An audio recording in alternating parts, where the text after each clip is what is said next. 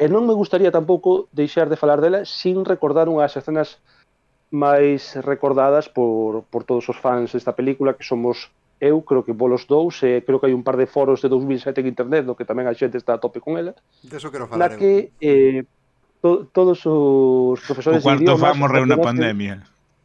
9 de cada 10 profesores de idiomas reconocen que esta película cambiou a súa vida para mal, porque fixo que a xente pensase que aprender idiomas distintos é moito máis fácil do que realmente é. Quero dicir, se vos pasou algunha vez que fostes de viaxe, por exemplo, a Alemania unha semana e ao cabo de 5 días dicíades ya e nein e pensabades que falabades alemán de puta madre, seguramente fose por culpa do Guerreiro número 13, porque hai un momento moi mítico desta película no que Antonio Banderas está rodeado dun montón de nórdicos que non entende o que falan, porque Antonio Banderas fala árabe, os outros falan nórdico, sexa o que sexa eso. Creo que Fer ten así algunha noción, porque falábamos outro día, das áreas lingüísticas escandinavas, que é un coñecemento moi importante para o Guerreiro número 13.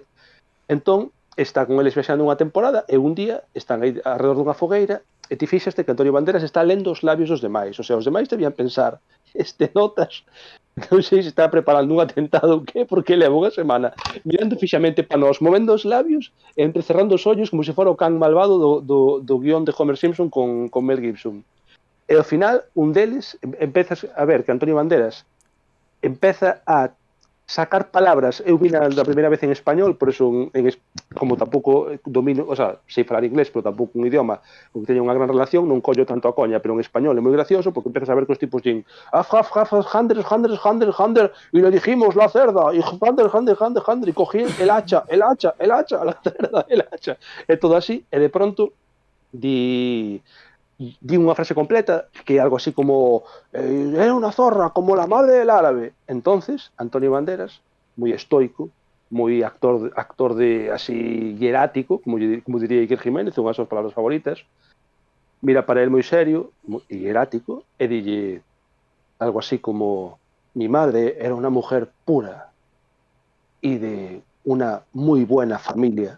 Todo isto moi dubitativo, como farías ti, sabes, cando intentas falar alemán despois de 5 días en Alemania, e por lo menos yo sí sé quién era mi padre, hijo de una cerda, ou algo así, e dis, joder, Antonio Banderas ten un dominio da gramática, do léxico, da semántica e de todas as palabras esdrúxulas deste idioma nórdico, que, joder, como fai? Palabras esdrúxulas dun Paco. idioma nórdico. Vouche levar a contraria porque eu que traballei con persoas que non falaban nin castellano, que estaban recén chegadas ao noso contexto cultural, e o primeiro que aprendes despois dunha semana traballando con eles é a insultalos. Faltarlles ao respeto, cagarse na súa nai e despois xa terás unha comunicación de en torno a outras cousas. Eso é porque o que che pide o corpo... que a nai é pura. A corte, eso é porque o que che pide o corpo ou é porque lle escoitas a eles?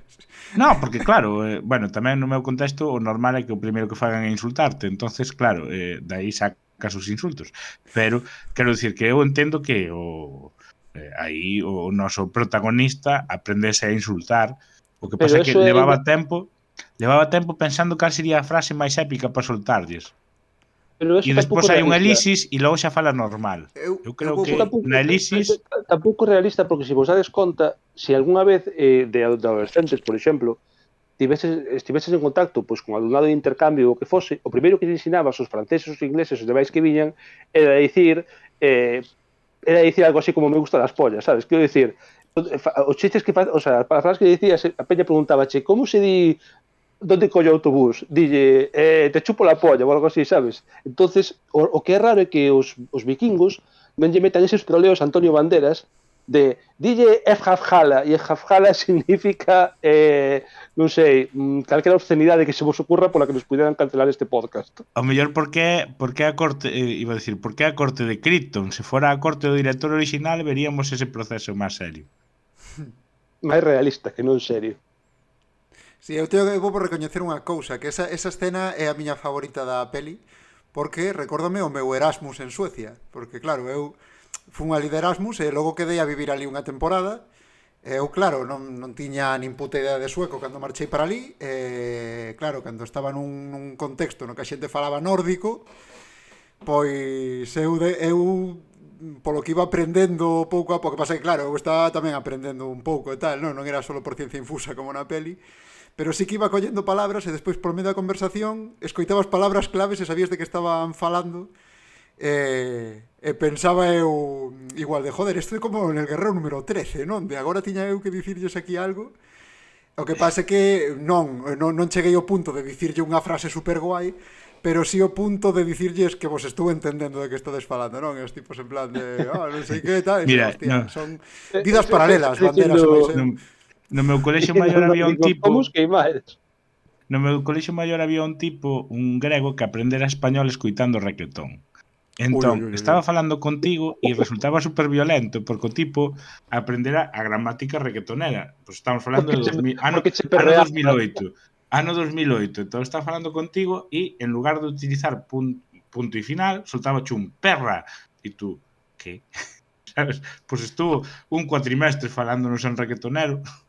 Espera, tiñes un compañeiro grego doblado ao latino? Sí. Eso é genial. Porque ademais sabedes que o grego creo que é un idioma que fonéticamente sona igual co castelán peninsular. Tal cual, tío. Tal cual. Que o grego, que non se parece nada, o sea, que non ten ningún tipo de sentido, pero que parece que están falando castelán.